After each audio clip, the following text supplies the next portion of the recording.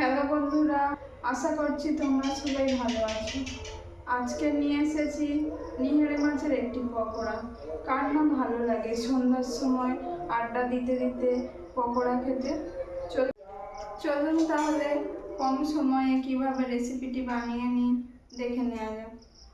নিহেরে মাছের পকোড়াটা বানানোর জন্য আমি এখানে নিয়েছি 500 গ্রাম নিহেরে মাছ। এবার এটাকে ভালো করে ধুয়ে নিয়েছি। একটা ঝুড়ির সাহায্যে এটাকে ছেঁকে নেব।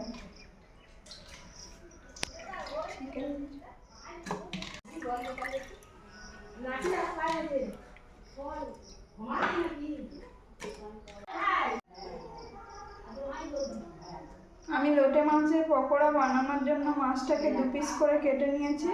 তোমরা চাইলে গোটাও রাখতে পারো, আবার কেটে নিতে পারো।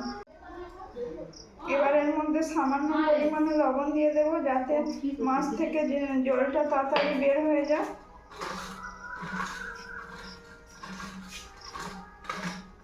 এইভাবে ভালো করে মেখে নেব। নুন মাখিয়ে নিয়েছি মাছে। এবার মাছ থেকে জল বের হওয়ার জন্য 15 থেকে 20 মিনিট রেখে দেব। পকোড়া বানানোর জন্য একটা মশলা বানিয়ে নেব। তার জন্য এখানে নিয়েছি কাঁচা লঙ্কা, আদা, রসুন। এইটাকে ভালো করে পেস্ট করে নেব। এবার এটাকে মিক্সিতে দিয়ে পেস্ট করে নেব।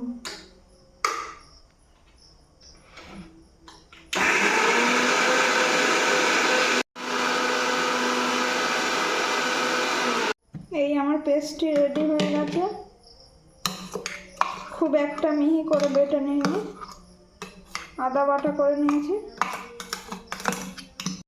দেখো বন্ধুরা, মাছটাকে জল ঝরাতে দিয়েছিলাম, কতটা জল বেরিয়েছে। এবার এটাকে একটা ভালো পাত্রের মধ্যে ঢেলে নেব।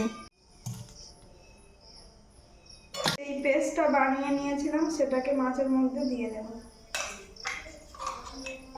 ডিমের সাদা অংশটাকে দিয়ে দেব। এরপরে দেব সামান্য পরিমাণ গোলমরিচ গুঁড়ো, পরিমাণ মতো কর্নফ্লাওয়ার দিয়ে দেব।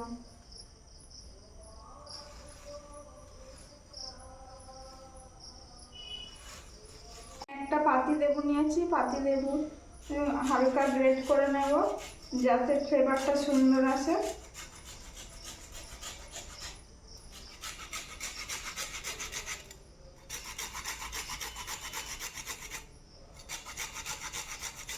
এবারে দিয়ে দেব সামান্য পরিমাণে হলুদ গুঁড়ো। সমস্ত কিছু দিয়ে দিয়েছি, এবারে ভালো করে মেখে নেব।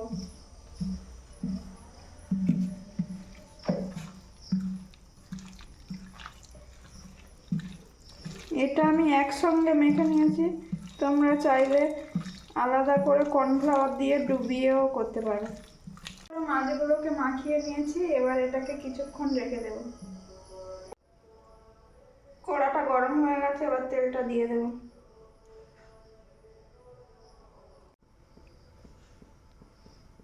গরম হয়ে গেছে, এবার এক এক করে পকোড়াগুলোকে ভেজে নেব।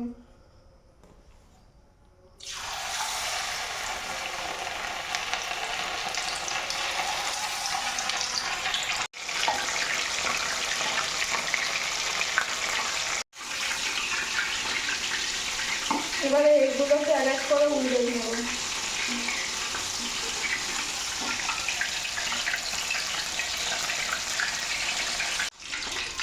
পকোড়া আমার হয়ে গেছে, এবার এগুলোকে তুলে নেব।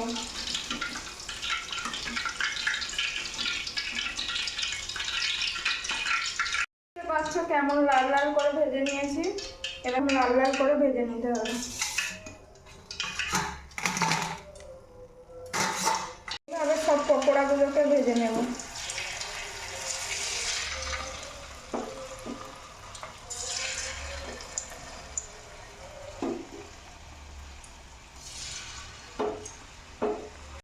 আমার সব পকোড়া ভাজা হয়ে গেছে, এবার গরম গরম সার্ভ করব।